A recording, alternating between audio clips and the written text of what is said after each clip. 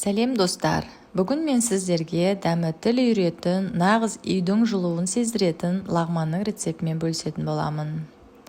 Алдымен қазанымызды қыздырып, аздап ас майын құямыз. Май қызыған соң туралған етті салып, жақсылап қуырып аламыз. Ет өз майына қуырылып, қызара бастағанда үстінен пияз қосамыз. Пияз жұмсарған соң оған сәбіз бен болгар бұрышын салып, тағы да араластырамыз.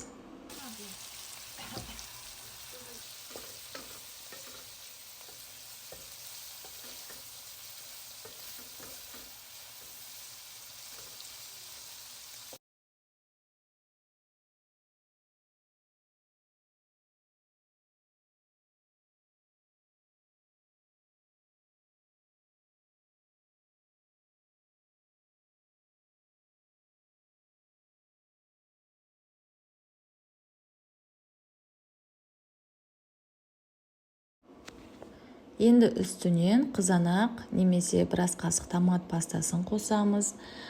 Бізге осылай балдарға картоп қосқан да ұнайды, сол себепті біз картоп қостық.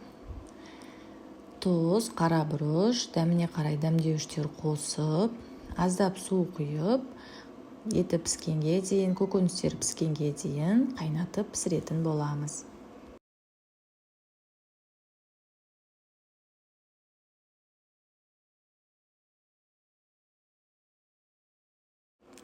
Бұл уақытта кеспемізді де дайындаймыз. Мен дайын лапша қолдандым.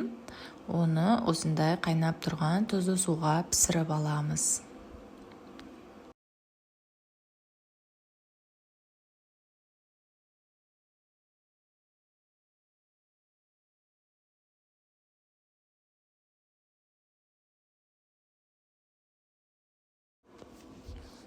Барлығы дайын болған соң табаққа алдымен кеспені салып, үстінен ет пен көкөніс қоспасын құямыз.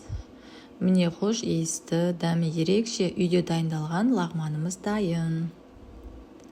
Видео ұнаса лайк басып, каналыма жазылып, пікір қалдыруды ұмытпаңыздар. Ас болсын!